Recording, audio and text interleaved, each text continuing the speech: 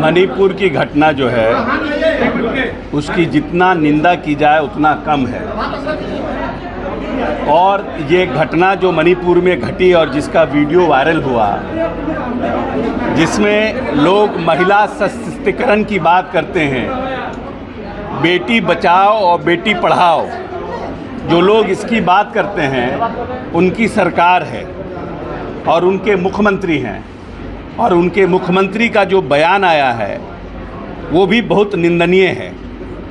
मुख्यमंत्री का बयान लगता है कि मुख्यमंत्री पूरी घटना से संवेदनशीलता नहीं रखते हैं। और हम जदयू को लोग ये डिमांड करते हैं कि प्रधानमंत्री को खुद मणिपुर जाना चाहिए और मणिपुर की घटना को और मणिपुर की जो जनता है उसमें शांति बहाल करने का प्रयास करना चाहिए। प्रधानमंत्री जी, गृह मंत्री जी सब काम कर रहे हैं, लेकिन मणिपुर में जो उनकी सरकार है वहाँ 1 महीने से लगभग अशांति पूरे प्रकाष्ठा पर है। उसके बारे में न भारतीय जनता पार्टी के किसी नेता का कोई बयान आया है, न भारतीय जनता पार्टी के शीर्ष नेताओं ने उसके प्रति अपनी संवेदना व्यक्त की है। सिर्फ ये कह देने से कि किसी भी लोगों को छोड़ा नहीं जाएगा, हमको लगता है कि ये पर्याप्त नहीं है। किसी न किसी तरह से पूरी तरह से मणिपुर में शांति बहाल हो, जल्द से जल्द बहाल हो, मानवता की वहाँ रक्षा हो, इसका प्रयास केंद्र सरकार को करना चाहिए।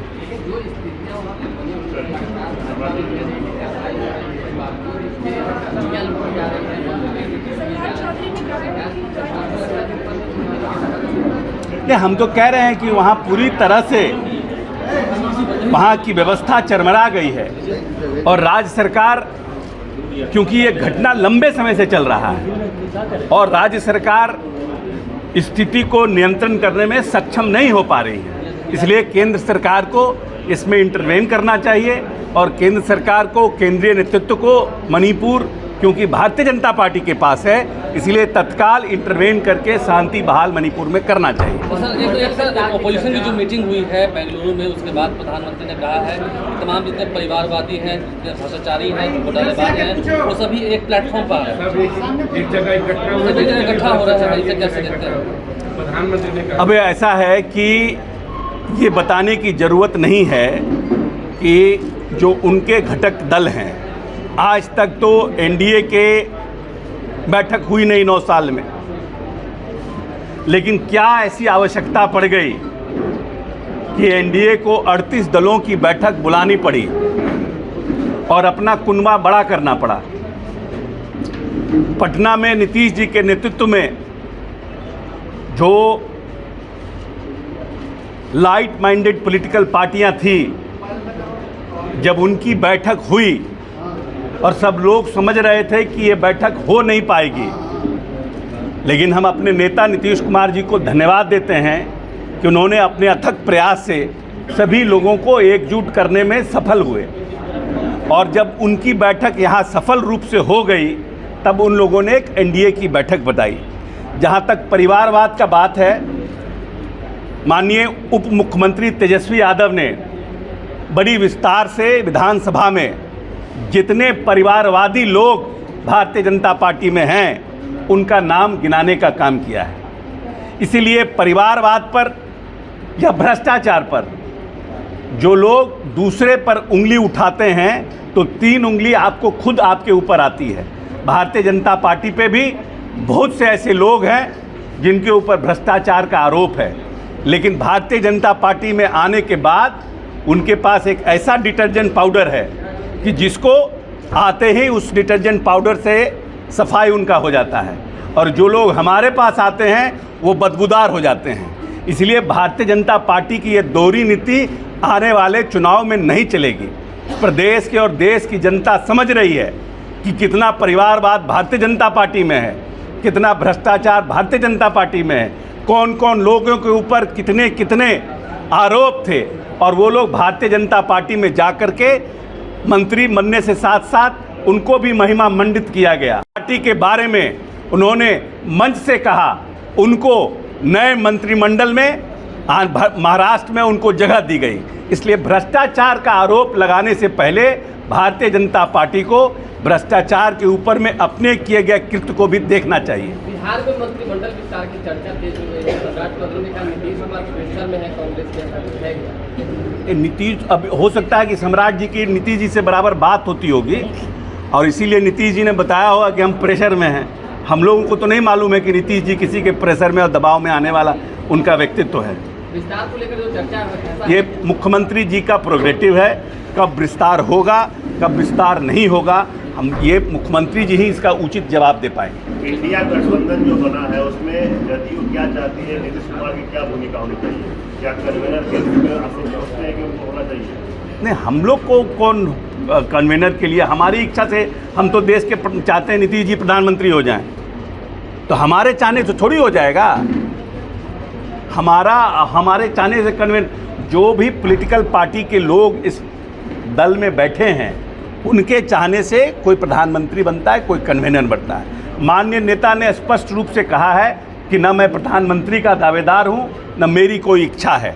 हम सिर्फ और सिर्फ एक बड़े गठबंधन को बना करके भारतीय जनता पार्टी को इस देश में हराना चाहते हैं। उन्होंने कम से कम ये बात 100 बार कह चुकी है। इसीलिए न नेता को कन्वीनर बनने की इच्छा है, न देश में प्रधानमंत्री बनने की इच्छा है। वो एक भूमिका में है, उस भूमिका का वो निर्वहन कर रहे हैं। लेकिन आपकी इच्छा है कि सर जेडीयू आप तो हर एक नेता हर एक कार्यकर्ता अपने पार्टी के नेता को शीर्ष स्थान पर देखना चाहता है। ये एक ह्यूमन साइकोलॉजी है। जिस कंपनी में आप काम करते हैं उस कंपनी को चाहते हैं कि देश का सबसे बड़ा कंपनी बने। अगर बनेगा बड़ा कंपनी तो उससे आपको फ़ायदा होगा। तो हर एक व्यक्ति, जो भी छोटा से छोटा पॉलिटिकल पार्टी है या छोटा से छोटा राजनीतिक दल का कार्यकर्ता है, वो चाहता है कि उसका नेता स्थापित हो, बड़ा बने। तो हमारी भी इच्छा है। दावेदार तो खुद नीतीश जी कह चुके हैं कि हम दावेदार नहीं हैं। हम तो सोचने और इच्छा की बात की है। राहुल चौधरी जेडीयू नेता का कह रहे हैं कि बिहारी होने के नाते कह रहे हैं। हम बिहारी होने के नाते कह रहे हैं। प्रशांत किशोर ने कहा है कि नीतीश कुमार दल बदलते बदलते चकराने लगे हैं, घूमी आने लगा है, क्या कहें? बहुत, हमारे लिए प्रशांत किशोर बहुत नोटिस के आदमी नहीं है। मंत्री जी, एक सवाल यह है कि 13 तारीख को जो लाठीचार्ज हुई उसमें कहा, बीजेपी ने आरोप लगाया कि उनके पार्टी के नेता की मौत उसी लाठीचार्ज के कारण हुई। पोस्टमार्टम रिपोर्ट जो आया उसमें हार्ट अटैक की बात कही जा रही है। इस पर अब भाजपा के लोग सवाल उठा रहे हैं और कह रहे हैं कि 24 तारीख से 9 तारीख तक पूरे बिहार में उसके लिए आंदोलन करेंगे। आंदोलन, देखिए, वो तो एक पॉलिटिकल परसेप्शन बनाने की भारतीय जनता पार्टी के लोग कोशिश कर रहे हैं कि लाठीचार्ज हुआ और उसमें भारतीय जनता पार्टी का एक कार्यकर्ता जो है उसकी मृत्यु हो गई। लेकिन फैक्ट ये है कि वो आदमी छज्जू बाग में पाया गया और छज्जू बाग में गिरा हुआ पाया गया। प्रत्यक्षदर्शियों के साथ जो गवाह थे उन लोगों ने बयान दिया, सीसीटीवी कैमरा में सब कुछ दर्ज है। और उसके बाद यही तो कहा जाता है कि भारतीय जनता पार्टी के लोग कैसे चीज़ों को घुमाते हैं, ये देखने की बात है। सीसीटीवी कैमरा का फुटेज है, जो लोग प्रत्यक्षदर्शी उनको अस्पताल ले गए उनका बयान है, पोस्टमार्टम का रिपोर्ट है। उसके बाद भी मैं पूछना चाहता हूँ भारतीय जनता पार्टी से कि ये भारतीय जनता पार्टी की दोहरी नीति क्यों है कि जब जेएनयू में लाठीचार्ज हुआ छात्रों पर तो जांच समिति क्यों नहीं बैठी? जब किसानों के ऊपर लाठीचार्ज हुआ तो जांच समिति क्यों नहीं बैठी? सीएनआर एनआरसी पर जब महिलाएं बैठी थी उनके ऊपर लाठीचार्ज हुआ तो जांच समिति क्यों नहीं बैठी? मणिपुर में इतनी बड़ी घटना हो गई, मणिपुर पर भारतीय जनता पार्टी की जांच समिति क्यों नहीं गई? क्यों बिहार पर ही जांच समिति बैठी? जब आप मिर्चा फेंक रहे हैं, आप सिग्रीवाल जी को साफ साफ सीसीटीवी फुटेज में देख रहे हैं कि आप प्रतिबंधित एरिया से आप उसको आ रहे हैं, वापस आ रहे हैं, तो निश्चित रूप से जो लोग विधानसभा के बचाव में और जो पदाधिकारी विधानसभा घेरने के लिए जो लोग आ रहे थे उसके बचाव में जो लोग हैं वो कार्रवाई करेंगे। और उस कार्रवाई में लोगों पर लाठीचार्ज हुआ है। तो बार बार आपके समय में और आपकी सरकार में जब लाठीचार्ज होता है तो वो न्याय संगत है, संविधान संगत है, और जब दूसरे पार्टियों के समय में लाठीचार्ज होता है तो उस पर जांच समिति बनती है। ये दोहरी नीति कैसे चलेगी? अगर ये वीडियो पसंद आई और वह बिहार के राजनीति और बिहारियत से सरोकार रखेनी तो सब्सक्राइब बटन दबा के चैनल के सब्सक्राइब कर ली। ओजे एगो घंटी बा, ओकरा बटन दबा देला से कुल सटीक और मारक खबर रुआ मुफ्त में मिल जाई। अगर रुआ पत्रकारिता के हमनी के नया प्रयोग में सहयोग कर चाहतानी तो ज्वाइन बटन दबा दी। पेटीएम नंबर नोट कर ली